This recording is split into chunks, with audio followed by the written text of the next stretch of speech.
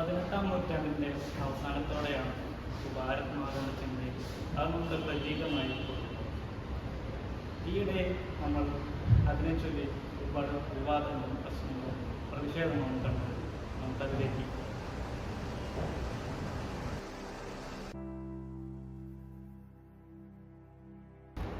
സംസ്ഥാന ഗവർണറുടെ ആസ്ഥാനമായ രാജ്ഭവനിൽ നമ്മുടെ ഗവർണർ രാജേന്ദ്ര അർലേക്കർ കാവിക്കൊടി ഏന്തിയ ഭാരതാംബയുടെ ചിത്രം സ്ഥാപിക്കുകയും അതിൽ പുഷ്പാർച്ചന നടത്തണമെന്ന ആവശ്യത്തെ ചൊല്ലിയുമാണ് ഈയിടെ നാം കണ്ടുവരുന്ന ഈ വിവാദങ്ങളും പ്രതിഷേധങ്ങളും അത് തെരുവുയുദ്ധങ്ങളിലേക്ക് വരെ പോവുകയും ചെയ്തു. സ്വാതന്ത്ര്യം കിട്ടിയിട്ടും അതിൽ ഇത്രയും വർഷം കഴിഞ്ഞിട്ടും ഇപ്പോഴും നമ്മുടെ ദേശീയതയെ പറ്റിയുള്ള സംഘർഷം ഇപ്പോഴും നമ്മൾ നിലനിൽക്കുക. അപ്പോൾ എന്തായിരിക്കും അതിൻ്റെ ചരിത്രം, എന്താണ് നമ്മുടെ ഭാരതാംബ എന്നുള്ളതൊക്കെ നമുക്കിനി പറയാം.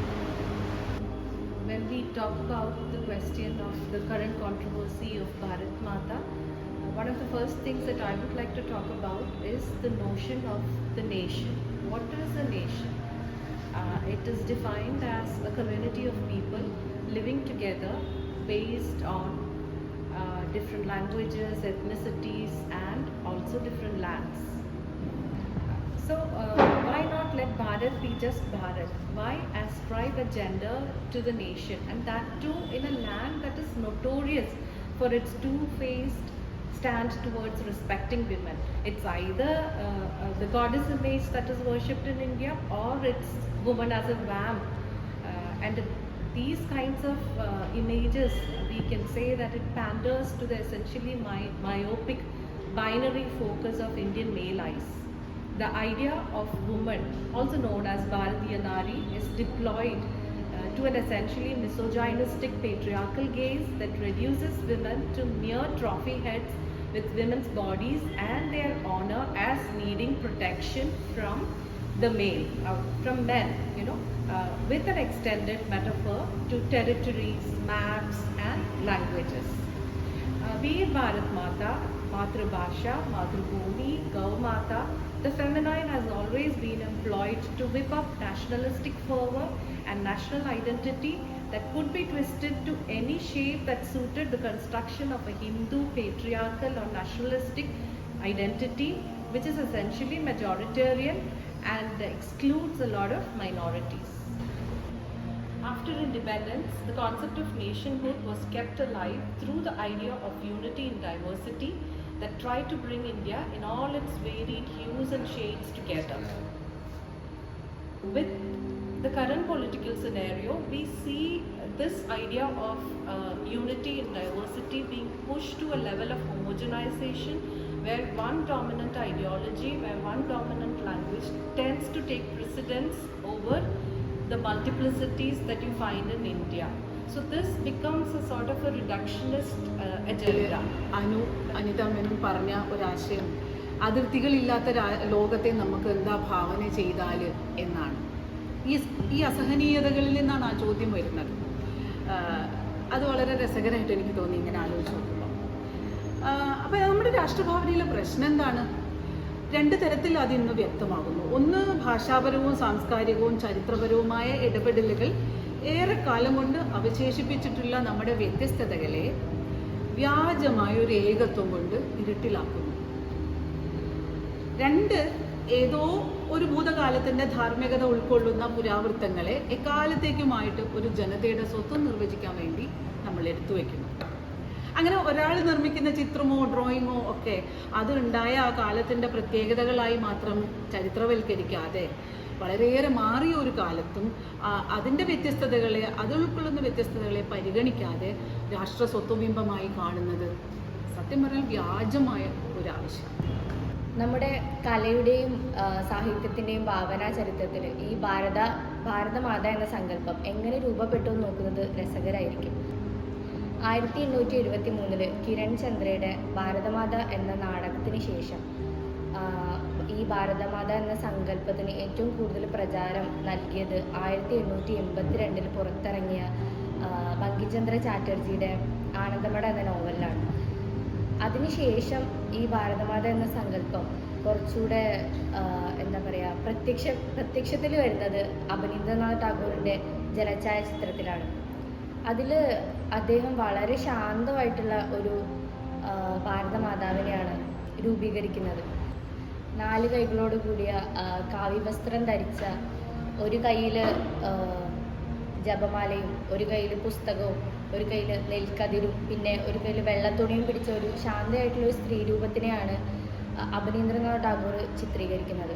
ഭാരതം എന്നത് ഒരു മതേതര രാജ്യമാണ് എന്നിരിക്കെ അബനീന്ദ്രനാഥ് ടാഗോറിൻ്റെ ഹൈന്ദവ ധ്വനിയോടുകൂടിയ ഒരു ഭാരതമാതാവ് അത് ഉടലെടുത്ത ചരിത്രഘട്ടത്തെ സൂചിപ്പിക്കുന്നു എന്നല്ലാതെ ഇത് ഇന്ത്യൻ ജനമനസ്സുകളിൽ ഒരുപോലെ സ്ഥാനം പിടിച്ച അല്ലെങ്കിൽ ഒരുപോലെ സമ്മതമായിട്ടുള്ളൊരു ബിംബമൊന്നുമല്ല. ആ ചരിത്രഘട്ടം എന്നത് ബ്രിട്ടീഷുകാർക്ക് മുന്നിൽ സുവർണ ഭൂതകാലവും പിന്നെ ആത്മീയ ഔന്നത്യമുള്ള ഒരു ഒറ്റ സാംസ്കാരിക സങ്കല്പമായി ഇന്ത്യ വിഭാവനം ചെയ്ത ഒരു ഓറിയന്റലിസ്റ്റ് ഘട്ടമായിരുന്നു. സത്യത്തിൽ ആനന്ദവനത്തെ ആസ്പദമാക്കി ബംഗാൾ മാതാവിനെയാണ് അബനീന്ദ്രനാഥ് ടാഗോർ ചിത്രീകരിക്കാൻ ശ്രമിച്ചത്. ബംഗമാത എന്ന അദ്ദേഹം നൽകിയ പേര് പിന്നീട് മാറ്റി ഭാരതമാത എന്നാക്കിയത് സിസ്റ്റർ നിവേദിതയാണ്. അതിനുശേഷം ധാരാളം ചിത്രകാരർ ഭാരതമാതാവിനെ ചിത്രീകരിക്കുകയുണ്ടായി. ദുർഗാദേവിയുടെ രൂപത്തിൽ, കാളിദേവിയോട് സാമ്യപ്പെടുത്തി, പിന്നെ പടച്ചട്ട അണിഞ്ഞത്, അങ്ങനെ പല രീതിയിൽ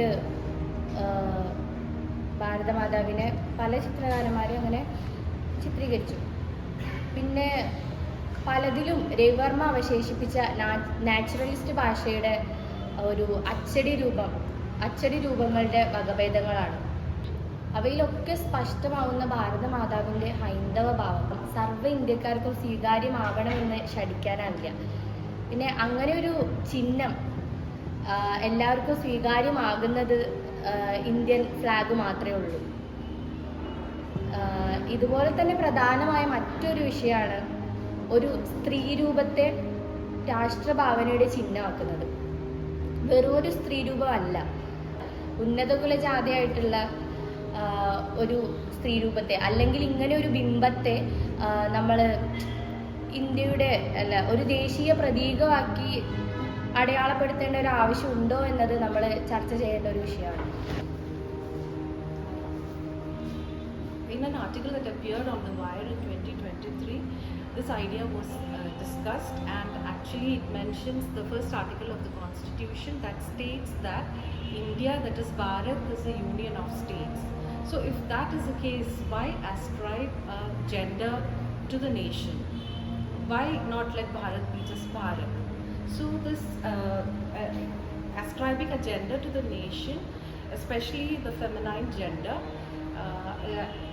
that seems to be quite a dichotomous idea, because India, as we all know, is a land that has this entirely double standards towards women. Women are seen either as goddesses or as swamps. So in a culture that does not respect women as it should, why should the nation's image be pinned on to that of a feminine gender? Yeah. The idea of the woman, also known as a Bharatiya Nari, is deployed to an essentially misogynistic patriarchal gaze that reduces women to mere trophy heads with women's bodies, that their honor and their chastity being in the possession of a male patriarchal gaze.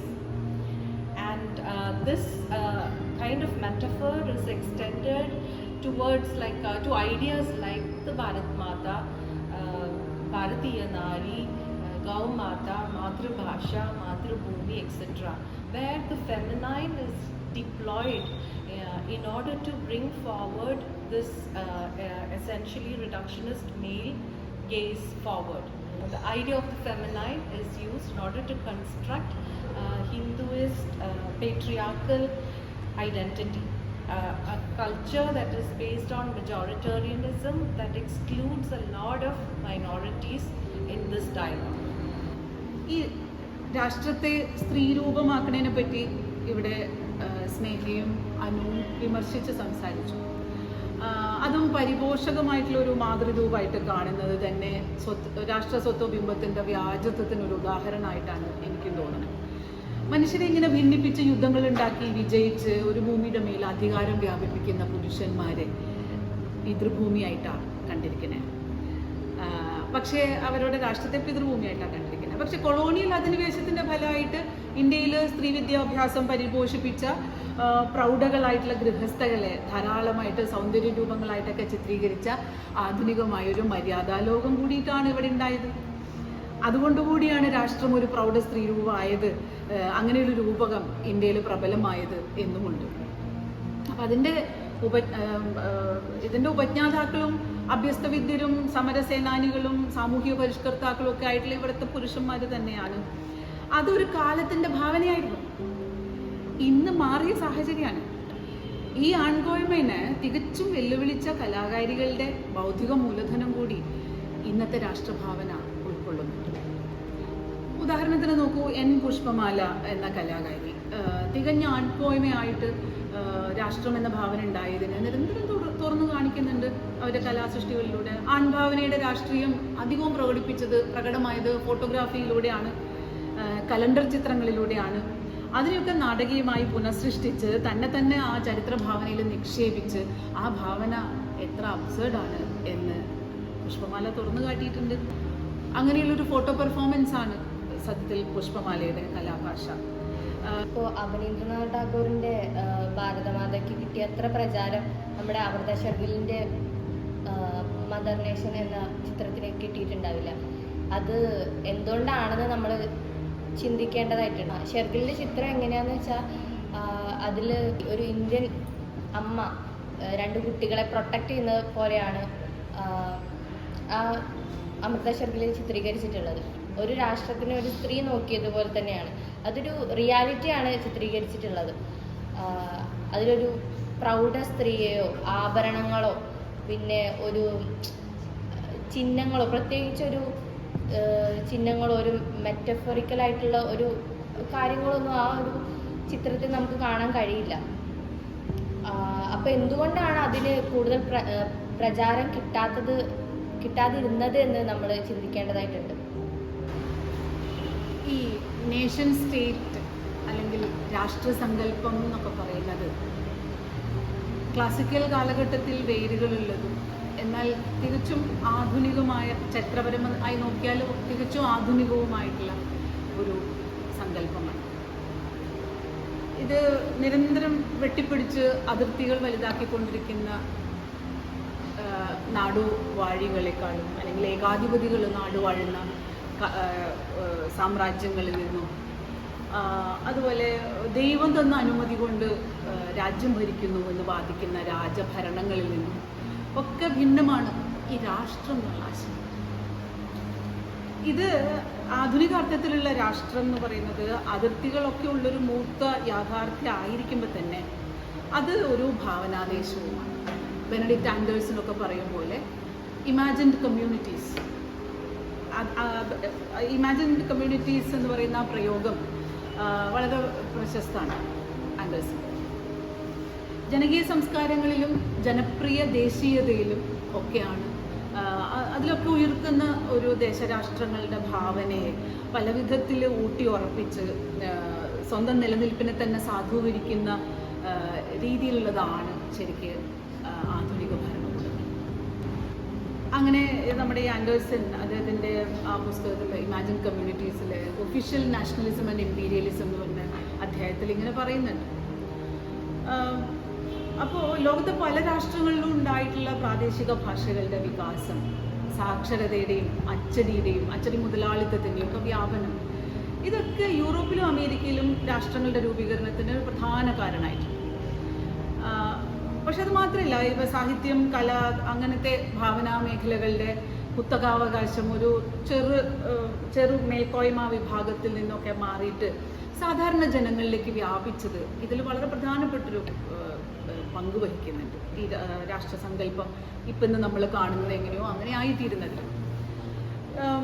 യൂറോപ്പിലൊക്കെ പ്രാചീന classical ഭാഷകളുടെ ആധിപത്യം തകരാനുള്ള ഒരു കാരണം ഏഷ്യയിൽ അതിനേക്കാൾ പഴമയുള്ള ഭാഷകൾ ഉണ്ട് എന്നുള്ള അവരുടെ കണ്ടുപിടുത്തമാണെന്ന് പറയപ്പെടുന്നുണ്ട്. അപ്പം അതുകൊണ്ട് പ്രാദേശിക ഭാഷകൾ ഇങ്ങനെ ഭാഷാ സമൂഹങ്ങൾ ധാരാളമായിട്ട് ഉണ്ടായി വരുന്ന ഒരു കാലഘട്ടം കൂടിയാണ് ഈ ആധുനിക സമൂഹങ്ങൾ. അപ്പോൾ ഈ രാഷ്ട്രം എന്നത് വിഭാവനം ചെയ്യുന്ന കാര്യത്തിൽ പ്രാദേശിക ഭാഷകളിലെ ആധുനികമായിട്ടുള്ള അച്ചടി മാധ്യമങ്ങൾ വഴി പ്രചരിച്ച ചിത്രങ്ങൾ, കഥകൾ, മാപ്പുകൾ, ഭൂപടങ്ങൾ, പിന്നെ സ്കൂൾ പോലെയുള്ള ആധുനിക വിദ്യാഭ്യാസ സ്ഥാപനങ്ങളിൽ നമ്മൾ പഠിച്ചിട്ടുള്ള ഭൂപടം വരപ്പ്, ഇതൊക്കെ വളരെ വലിയ പങ്ക് വഹിച്ചിട്ടുണ്ട്. നമ്മൾ നേരിൽ കാണാത്ത രാഷ്ട്രത്തിൻ്റെ രൂപം പോലും പഠിച്ച് നമ്മുടെ ഉള്ളിൽ നമ്മളാക്കിയിട്ടുണ്ട്. യൂറോപ്പിൽ മാത്രമല്ല, ഇന്ത്യയിലും കൊളോണിയൽ ആധിപത്യത്തിനെതിരെ സംഘടിക്കാൻ പല മാതൃകകൾ രൂപപ്പെട്ടു. അതുവരെ ഭൂമിശാസ്ത്രപരമായിട്ട് ഹിന്ദ് എന്ന് വിളിക്കപ്പെട്ടൊരു ഭൂപ്രദേശം, മതത്തിൻ്റെ പേരിൽ ഒരു പ്രദേശവും ഒരു രാഷ്ട്രവും, മതേതരത്വത്തിൻ്റെ പേരിൽ മറ്റൊരു രാഷ്ട്രവുമായിട്ട് 2 രാഷ്ട്രങ്ങളായിട്ട് വിഭജിക്കപ്പെട്ടു. അതേസമയം ഈ കൊളോണിയൽ ആധിപത്യത്തിനെതിരെ സംഘടിച്ചിട്ട് കൂടിയിട്ടാണ് നമ്മൾ രാഷ്ട്രത്തെ വിഭാവനം ചെയ്തത്.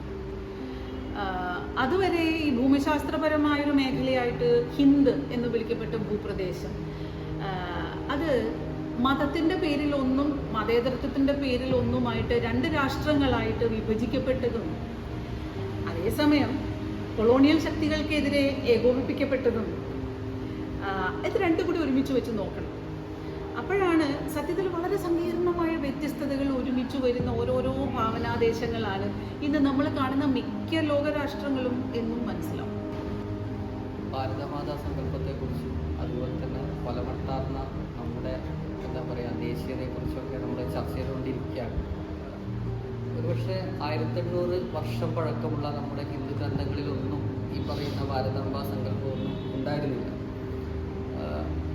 ഒരുപക്ഷെ നമ്മുടെ ദേശീയതയുടെ ഒക്കെ തുടക്കത്തിൽ 1857 നമ്മൾ നേരത്തെ പറഞ്ഞു കഴിഞ്ഞു, സ്നേഹപൂർവ്വരൊക്കെ പറഞ്ഞു കഴിഞ്ഞു, നമ്മുടെ 1ാം സ്വാതന്ത്ര്യ സമര കാലത്താണ് ഇതിൻ്റെയൊക്കെ ഒരു തുടക്കമെന്ന് വേണ്ടി പറയുന്നത്. അപ്പോൾ ഈ ഹിന്ദുത്വ ദേശീയവാദികൾ നമ്മളോട് അവരുടെ രാമനെ നമ്മളിൽ അടിച്ചേൽപ്പിക്കുന്നു, അവരുടെ ഭാരതാംബയെ നമ്മളിലേക്ക് അടിച്ചേൽപ്പിക്കുന്നു, അവരുടെ ഭാഷയെ നമ്മളിലേക്ക് അടിച്ചേൽപ്പിക്കുകയൊക്കെ ചെയ്യുന്നുണ്ട്. ഇതൊരു തരം ഇതൊരു ഫാഷിസ്റ്റ് സ്വഭാവമാണെന്ന് പലമട്ടാർന്ന രീതിയിൽ നമുക്കറിയാം. ഇത്തരം നമ്മുടെ പലമട്ടാർന്ന ഈ വൈവിധ്യത്തെ ബെഞ്ചമിൻ പറയുന്നുണ്ട്, ഭൂതകാലത്തെ തിരിച്ചു പിടിക്കുക അല്ലെങ്കിൽ ഓർമ്മയെ തിരിച്ചു പിടിക്കുക എന്നുള്ളൊരു കാര്യം. പക്ഷെ നമ്മുടെ ഓർമ്മയും ഭൂതകാലങ്ങളും പല നിലയിൽ അപ്രത്യക്ഷമാകുന്നുണ്ട്, വാനിഷായി പോകുന്നുണ്ട്. അത് ഇനി എത്ര കാലം നമുക്ക് നമ്മുടെ ചരിത്രത്തെ ഓർത്തെടുക്കാൻ വേണ്ടി നമ്മുടെ രാജ്യം കടന്നു വന്നിട്ടുള്ള ചരിത്രം ഓർത്തെടുക്കാൻ പറ്റുന്നുള്ള കാര്യത്തിൽ വളരെയധികം സംശയമുണ്ട്. അത് ഭാവിയെക്കുറിച്ച് നമുക്ക് പ്രവചിക്കാനൊന്നും പറ്റില്ല. എന്നിരുന്നാൽ പോലും നമ്മുടെ ചരിത്രത്തെ, നമ്മുടെ ഓർമ്മകളെ ഒക്കെ വാനിഷീയപ്പെടുന്നുണ്ട് എന്നുള്ള കാര്യം ഉണ്ട്. അതിൽ എടുത്തു പറയേണ്ട ഒരു പോയിന്റ് എന്ന് പറയാൻ എനിക്ക് തോന്നുന്നത്, ഒരുപക്ഷെ ഉത്തരേന്ത്യയും നമ്മുടെ സൗത്ത് ഇന്ത്യ ആയിട്ടൊന്നല്ല നമ്മുടെ ഒരു കാലത്ത് വളരെ പൂർവികമായിട്ടുണ്ടായിരുന്ന ഒരു ബന്ധം. അത് ഇറാനെ പോലുള്ള പേർഷ്യൻ രാജ്യങ്ങളെ പോലുള്ള ഒക്കെ ആയിരുന്നു നമ്മുടെ വൈവിധ്യമാർന്ന ബന്ധമുണ്ടായിരുന്നു. അതുകൊണ്ടാണ് നമ്മുടെ പ്രാദേശിക ഭാഷയിൽ പോലും ആദ്യം ഒരു രാമായണത്തിൻ്റെ പരിഭാഷ വരുന്നത് തന്നെ പേർഷ്യൻ ഭാഷയിലാണ് നമ്മുടെ രാമായണത്തിൻ്റെ ആദ്യത്തെ രൂപം വരുന്നത്. അക്ബറിൻ്റെ കൊട്ടാരത്തിലാണ് വരുന്നത്. അപ്പോൾ ഏതാണ് നമ്മുടെ ഭാഷ, അല്ലെങ്കിൽ ഏതാണ് നമ്മുടെ രാമായണം തന്നെ പല തരത്തിലുള്ള രാമായണം ഉണ്ടല്ലോ. അപ്പോൾ ഇത്തരത്തിലെല്ലാം വൈവിധ്യമാണ്. നമ്മളിതൊന്നും ഒരു രാഷ്ട്രീയ പാർട്ടി നമ്മളെ അടിച്ചേൽപ്പിക്കുന്നു അല്ലെങ്കിൽ അവരുടേതാണ് നമ്മുടെ ദേശീയത എന്നൊന്നും പറയുന്നത് യാഥാർത്ഥ്യമായിട്ട് തോന്നുന്നില്ല. ഇന്ത്യ ഒരു മതനിരപേക്ഷ റിപ്പബ്ലിക് രാജ്യമാണ്. അതുപോലെ തന്നെ ഹിന്ദുത്വവാദികൾ കാണിക്കുന്ന ഈ അവരുടെ പൊടി പിടിച്ച് നിൽക്കുന്ന ഭാരതാംബ സങ്കല്പമൊന്നുമല്ല നമ്മുടെ ഭാരതാംബ. അത് പലമട്ടാർന്ന രീതിയിൽ ഈ വന്നിട്ടുള്ള അല്ലെങ്കിൽ രാഷ്ട്രീയത്തിനും അതുപോലെ തന്നെ കലാചാരത്തിനും അതിനൊരു വഴിയുണ്ട്. അത് നമ്മൾ പറഞ്ഞു കഴിഞ്ഞു. അപ്പോൾ അതിൻ്റെ ഒരു കൂടിച്ചേരലാണ് ഈ ഭാരതാംബ സങ്കല്പം. എന്തായാലും ഇന്ത്യൻ ഭരണഘടനയ്ക്ക് വിധേയരായ പൗരന്മാർ എന്ന നിലയ്ക്ക് നാനാതരം വൈവിധ്യങ്ങളിൽ പുലരുന്ന ജനതയാണ് നമ്മൾ എന്ന് സമ്മതിച്ചേ തീരും. 20ാം നൂറ്റാണ്ടിലെ കലണ്ടറുകളിലും ബിംബങ്ങളിലും ഒക്കെ ഏകോപിപ്പിക്കാവുന്ന ഒരു സംഗതിയല്ല ഈ വൈവിധ്യം. അപ്പം നമ്മൾ ജീവിച്ചിരിക്കുന്ന ചരിത്ര മുഹൂർത്തങ്ങൾക്ക് യോജിച്ച രാഷ്ട്രഭാവന ഇല്ലാതെ വരുന്നു എന്നുള്ള പ്രതിസന്ധി നമുക്കുണ്ടെങ്കിൽ നമ്മുടെ സിസ്റ്റംസ് ഓഫ് ഡിഫറൻസസിനെ ഉൾക്കൊള്ളുന്ന ഒന്ന് പുതുതായി ഉണ്ടാക്കണം. ഉറവ പറ്റിയ നമ്മുടെ കലയും ഭാവനയും ഒക്കെ ഉണർന്ന് പരിശ്രമിച്ച് മറ്റൊരു നമ്മുടെ സ്വന്തം ചരിത്ര സന്ദർഭത്തിലെ രാഷ്ട്രഭാവന എന്താണ് എന്ന് മനസ്സിലാക്കാൻ ശ്രമിച്ചേ തീരൂ. പുതിയ ഭാവനകൾ രാഷ്ട്രത്തെയും ദേശീയതയും ദേശത്തെയും കുറിച്ച് ഉണ്ടായേ തീരൂ. അതിൽ ചിലപ്പോൾ അതിർത്തികളില്ലാത്ത അനു നേരത്തെ പറഞ്ഞ പോലെയുള്ള രാഷ്ട്രത്തിനൊക്കെ സാധ്യത ഉണ്ട്. കാരണം അതിർത്തികളില്ലാത്ത രാഷ്ട്രം തീർച്ചയായും സാധ്യമാണ്. നമ്മൾ ഭക്ഷണം കൊണ്ട് നമ്മൾ പല രാജ്യങ്ങളിലും മനുഷ്യർ തിരിച്ചറിയപ്പെടുന്നുണ്ട്. അതുപോലെ വസ്ത്രവൈവിധ്യം കൊണ്ട് തിരിച്ചറിയപ്പെടുന്നുണ്ട്. ഓർമ്മകളാൽ നമ്മളൊക്കെ വ്യത്യസ്തമായ രാഷ്ട്രങ്ങളായിട്ട് ഈ ഭൂമി നിറച്ച് അതിർത്തികളില്ലാതെ വിവരിക്കുന്നുണ്ട്. ഇതിനെയൊക്കെ എങ്ങനെ വകയിരുത്തും? എന്ത് ദേശീയതയിൽ നമ്മൾ വകയിരുത്തും? ഇതാണ് അടിസ്ഥാന ചോദ്യം എന്ന് എനിക്ക് തോന്നുന്നു.